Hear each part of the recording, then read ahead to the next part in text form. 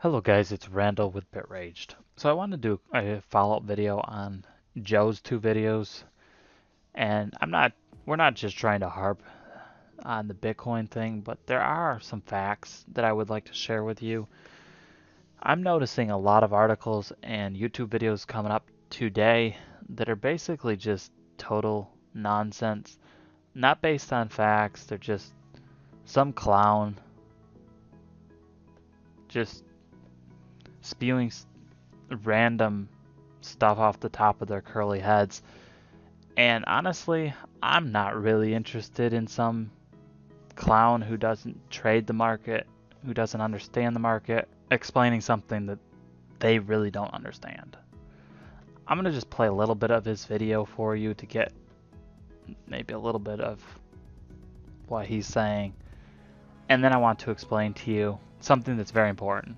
And that is that I do not believe that the Bitcoin correction is done. And I think there's something that you should be understanding if you are planning to buy and trade Bitcoin, or if this interests you at all, this correction. I think this is important that you understand. So let's listen to a little bit of this clown, and then we'll get to it. Have here some good news, some good signage, some good signage here. We got a Not really sure what signage is, but okay. lot of activity down here. Look at all this volume coming in here. Just kind of like over here, but a lot more over here.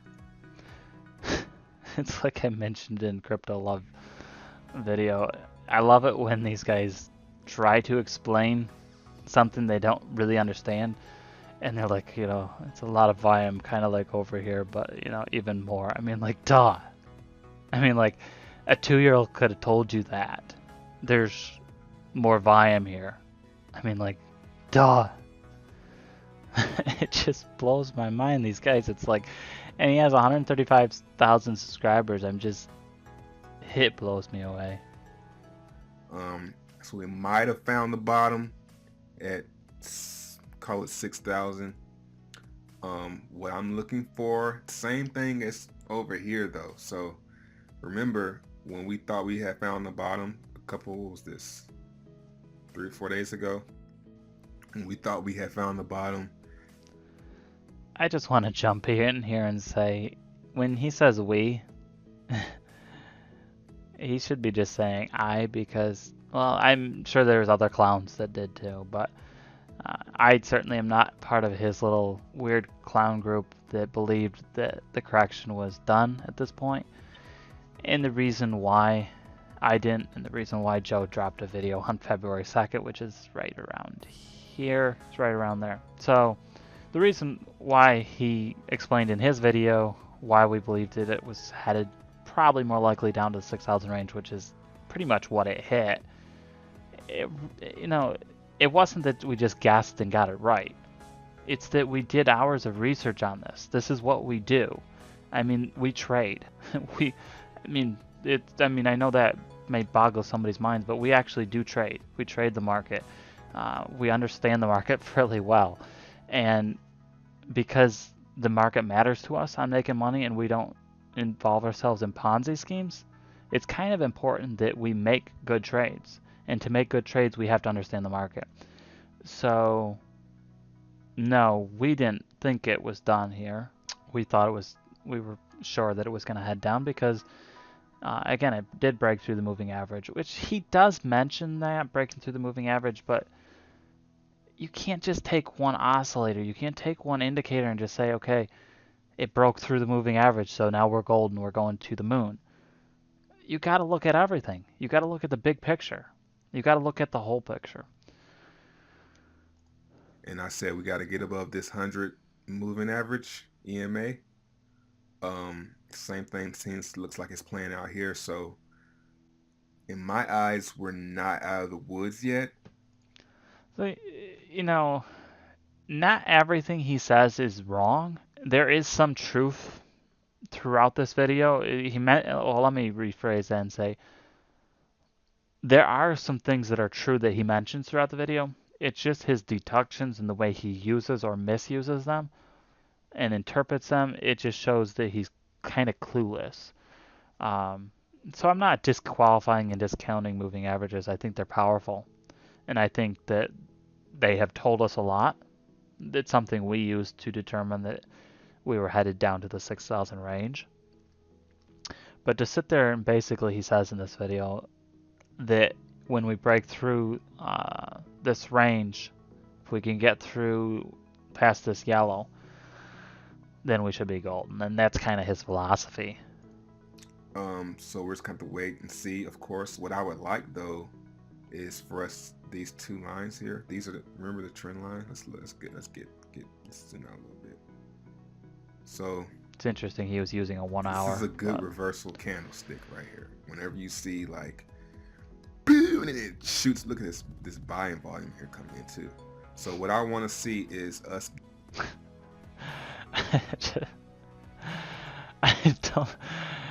I don't know what's with the sound effects, but I mean, you can't, when you have this big of a drop, you can't just say, I mean, again, it goes back to what I said. You have to look at the big picture. He does mention a few other things. I'm not saying he doesn't, but honestly, he just watching his video and how he treats charts, he doesn't trade. He doesn't trade the market. He made his money in BitConnect, a Ponzi scheme. That's what he does. So like I mentioned before, there are a ton of articles, a ton of videos dropping today, especially this evening. I mean, they're popping up all over.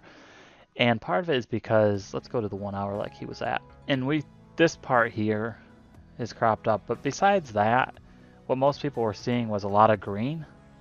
What it looked like a lot of bullishness. And they're looking at a 1 hour chart. I mean, they're looking at a 1 hour chart. I mean, even on a 4 hour chart. But I mean, seriously, like I said, you can tell when people really don't know, they don't trade. And I'm not saying there's anything wrong with looking at a 1 hour chart. But for something like this, when you have to see the big picture. You have to see where we came from and where we are now. You can't see that on a 1 hour chart. And another thing that we have to understand here is, let's go back to the 1 hour chart here. Because this is what I'm seeing. I'm seeing a lot of people looking at this and they're calling this the bottom. And they're saying if we break through to a certain point, which is in this, I think it's the 8,000 range is what I've been hearing. If you can break through the 8,000 range, then we're gold, which we're already seeing this dropping off even in the 1 hour here.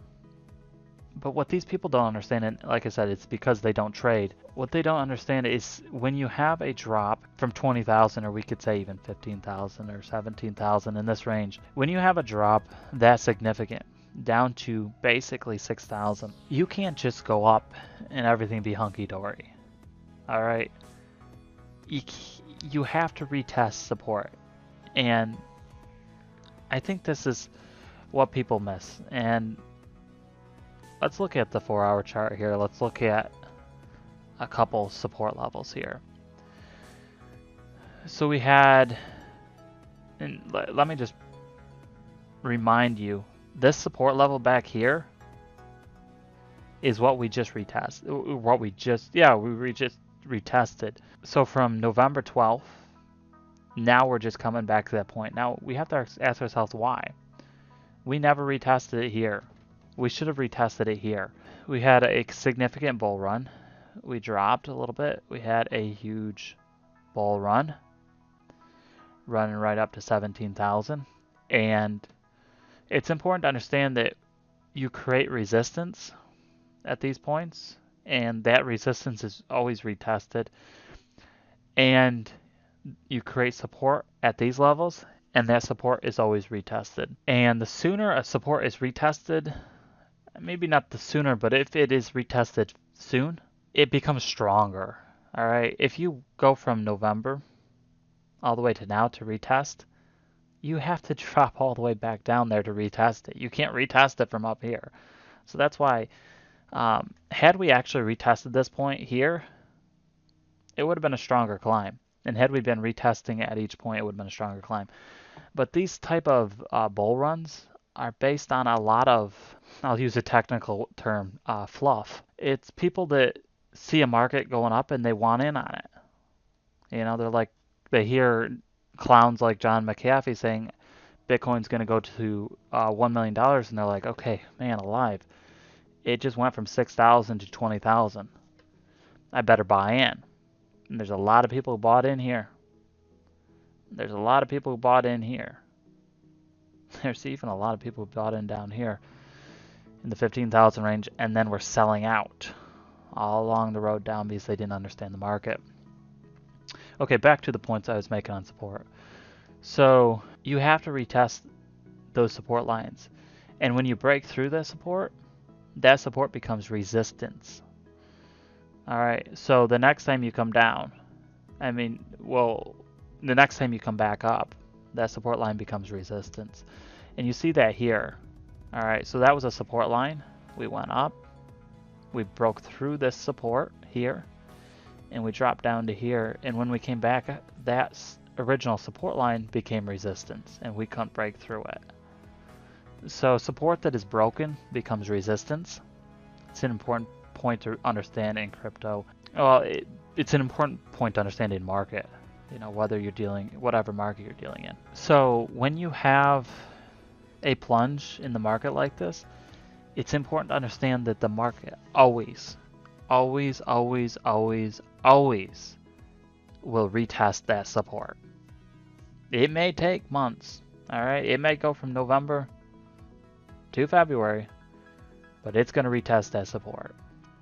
At some point, it's going to retest that support. If it doesn't here, it's going to do it over here. Now, I'm sure somebody will be able to find an exception to this rule somewhere, but I mean, this is a pretty solid rule. You can't have that big of a climb without retesting these support lines without it dropping. And that's what we have. This is what this is all about. So, are we over the correction? I do not believe so, because we need to retest this as support. We've dropped so far that we really have to establish support at this level. So we have to come back down. We have to retest it. And if we retest it and we're good, if we can hold the bears off, then we're more solid and we can see more of a bull run. And considering the news from the SEC, the news from the US government, kind of on how they're going to treat Bitcoin and cryptocurrencies, I know that they were hard on ICOs and they're going to be pretty tough on ICOs. I thought they were fairly favorable for Bitcoin and cryptocurrency and blockchains. I thought that it was fairly favorable, and I would say in bullish favor. Using that term, I would definitely say it was in favor of the bulls.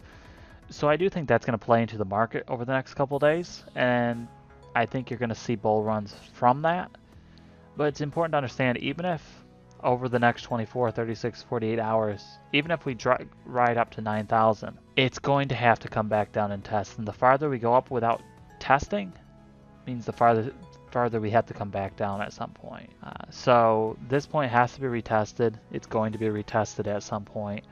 And when it does, if we find support there, then we should see a slow climb. And as we climb up, we're going to find new support levels. And each of these previous support are going to be resistance levels. And you found that here. All right, that was support. It became resistance.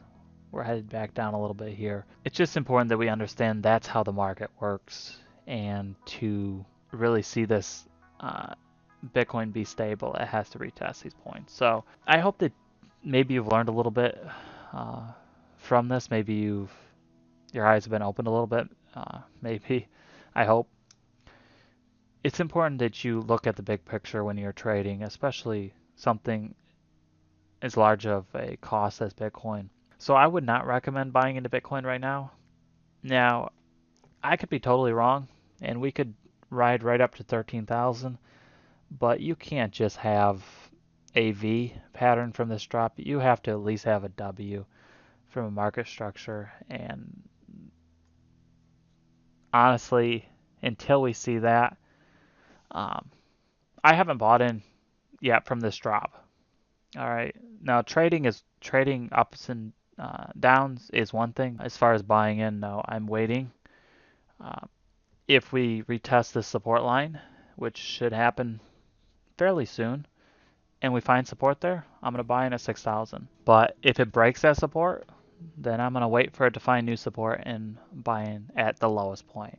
That's how I work. That's how I do things. I'm not perfect, but I spend a lot of time researching this stuff, and I'm going to make a very highly educated decision on where to buy in, and it's going to be very accurate as far as humanly possible to do so. I want to share with you quickly, as I was doing this video, an article popped up, and it was from CNBC. Bitcoin dropping alongside global stock markets discredits the theory it would be a safe haven. So basically this journalist goes through and explains that the US stock market is down, you have gold is down, futures are down, and they draw this nice little graph for us explaining everything is down, but the worst one of all is Bitcoin, and it was supposed to save us.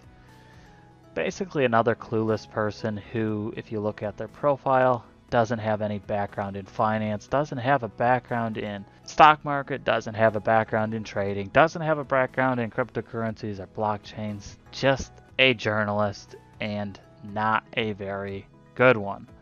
And I say that because if you can write an article like this without doing due diligence and understanding that Bitcoin right now is under a lot of pressure, it's under a lot of strain from bureaucrats and politicians and banks and bans, and the fact that it was pushed up basically too far too fast, it had to rebound. To come and step in and say Bitcoin should be not affected by anything, I mean, come on, seriously. You don't have a clue what you're talking about. Just another clueless person sticking their nose into cryptocurrency, giving 2 cents worth of opinion that honestly ain't worth 2 cents. And I'm sure she's a nice girl. Sure, she has some nice work out there. She needs to stay out of finance. She needs to stay out of Bitcoin. She doesn't have a clue what she's talking about in those categories. Honestly, these news networks are atrocious for creating articles like this that are based on basically, I don't want to use the word FUD. Let's use the word crud. Just nonsense. You really don't have a clue what they're talking about. No research, be it as it may. So I realize this video is long and some people don't have the attention span to be able to watch the whole thing through. So to those of you who did, I appreciate that a lot. My conclusion, my concluding thoughts, we're going to expect to see some continued volatility over the next couple days. Expect to see some ups and downs. Expect to see support and resistance retested. Expect to see that. It's going to happen. Also understand that there's a lot more at play here than just the SEC saying, okay, we're not going to screw Bitcoin right now. There's a lot more volatility for Bitcoin. This is a transitional point for Bitcoin. It's also a monumental point, and the support levels that it draws at this point are going to propel it into the future. And I believe in Bitcoin. I honestly believe that we're going to see $30,000 to $40,000 by the end of the year. It's possible it could even outdo that. I think 30 to 40,000 is a fairly conservative estimate for Bitcoin. I do see it happening. But on the way up, we need to see it a healthy growth to Bitcoin, not these large spikes like this that have no support. They are not safe. All right. And when you see that, it's fine to trade them. If you bought in anywhere along this route, you made money if you sold out. But you have to know when to sell out. You have to know how to read charts. You see a big wick like that, you better be heading out. All right? You better be heading out. So it's important to really read charts, understand what's going on. There's tons of signs. There have been tons of signs throughout this whole ordeal. There have been signs back in November, back in December. Definitely in January, we had a ton of signals that it cannot hold this value. We're headed down. but you have a lot of traders in cryptocurrency right now that they don't understand charts. They're trading emotionally. All right, guys, I better wrap this up. I don't want to do a hour-long rant here, but I hope that maybe you learned something. Please comment below. If you did learn something, comment below and tell me. I really appreciate the comments. We love reading the comments where people tell us that they learned something. That makes our day. That absolutely makes our day. It makes it worthwhile. When I put 4 hours, 5 hours into a video, researching and everything, and then you comment and you say, hey, I really learned something from that video, it makes it all worthwhile. So I do appreciate that. Please hit that subscribe button. You're not going to find fluff on this channel. You're not going to find a bunch of shills. You're not going to find any of that nonsense. It's just cold, hard facts. It's just honest, straightforward crypto news, crypto trading, just solid stuff. And if you appreciate that, hit that subscribe button. And hit that bell to make sure you're notified when we drop new videos. Share our stuff on social media. Drop a link on Reddit. Drop a link on a forum that you're part of. And just share the wealth. You know, if you've appreciated our stuff, share it. Let's get the word out so that we can be a strong community and actually get some facts-based trading going on in cryptocurrency. I would really love to see it head in that direction. Thanks so much for watching through the whole video, guys. I really do appreciate your support a lot. Take care.